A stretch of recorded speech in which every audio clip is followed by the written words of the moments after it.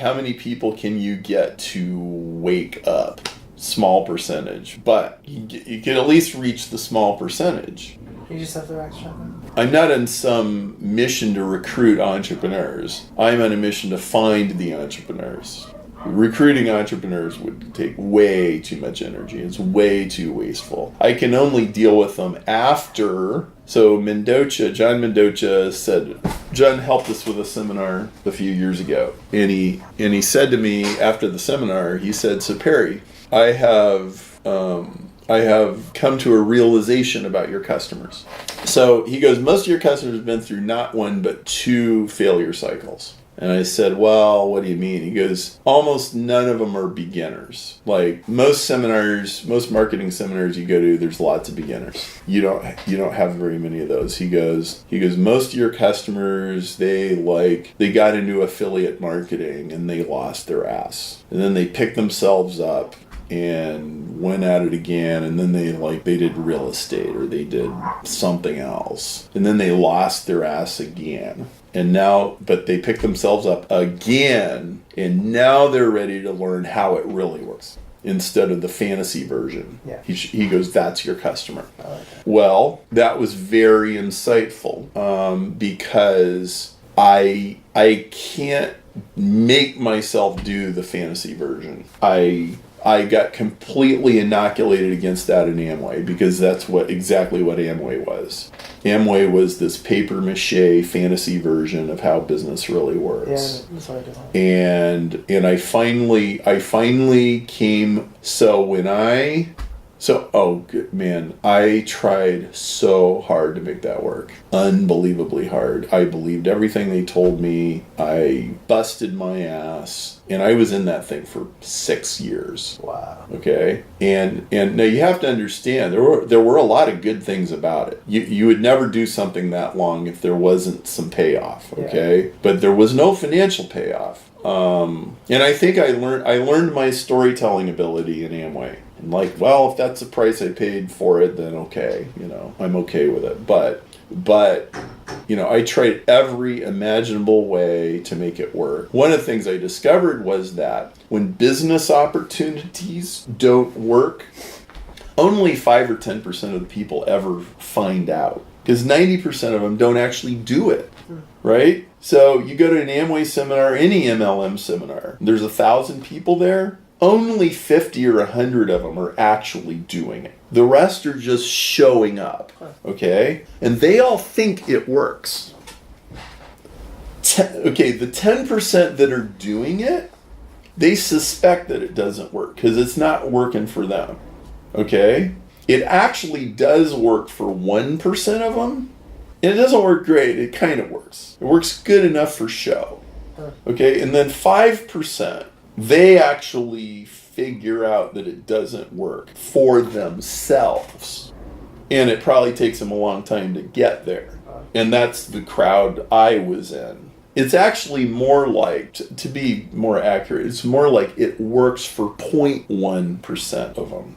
Okay? And doesn't work for 4.9%. And then everybody else, they don't even do enough that it would even work in the first place, okay? So, in business opportunities, you can have a minute percentage of people that actually do make it work, and you can dress up their success stories, okay? But the thing really, kind of doesn't work, okay? I tried every way, I looked at every angle, I circled the thing every way that you can imagine. I tried stuff that most people would never try. I did it all in my own stumbling kind of thing. And by the way, they program you not to be creative, okay? Which that's understandable too. But anyway, when I finally figured out that it didn't work, I wasn't done because I had to reverse engineer what had been done to me. I had to figure out what the lingo really meant. I had to figure out what was really going on behind the scenes too. So that required me to stick around for another probably year. Just study. And just I would listen to tapes that I had listened to a long time ago, and I would go, oh, that's what he's really saying. It was almost like it was encoded. Okay, like if you were a diamond or an emerald or something like that, you knew a bunch of stuff they weren't telling you. But you only learned it when you had so much to lose that you wouldn't turn back, right? And so the pink Kool-Aid thing would keep proliferating. And so finally I got to a place where I could let the whole thing go because I understood the whole thing. And I also verified that I understood the whole thing by talking to ex-diamonds and people like that. Like there was this one ex-diamond in Florida. I met with him once. I exchanged a bunch of emails with him. I had long conversations, and it was like, okay, Perry really gets how this thing really works. So you're talking about like the high level of understanding the MLM structure as a whole and how it all works in terms of like getting people to commit that long. Right. So for example, people would have this phrase, you'd hear this all the time. I made a decision to go direct.